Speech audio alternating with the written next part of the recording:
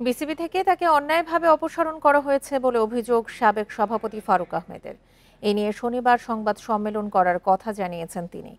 সরকারি হস্তক্ষেপে এমনটা ঘটেছে বলে বিষয়টা আইসিসিকে জানিয়েছেন ফারুক। এতে করে সংকটের মুখোমুখি হতে পারে বাংলাদেশের ক্রিকেট। আইসিসির সভাপতি জয় শাহ সহ আরও কয়েকজন পরিচালককে জানানো হয়েছে পুরো ঘটনা।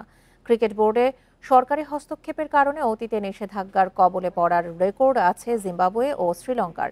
এর আগে বিসিবি থেকে ফারুক আহমেদ পদত্যাগ না করায় তার কাউন্সিলরশিপ প্রত্যাহার করে জাতীয় ক্রীড়া পরিষদ।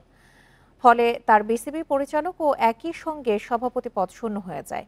বিসিবির নতুন সভাপতি হিসেবে বিকেলে এই দায়িত্ব নিচ্ছেন আরেক সাবেক অধিনায়ক আমিনুল ইসলাম বুলবুল।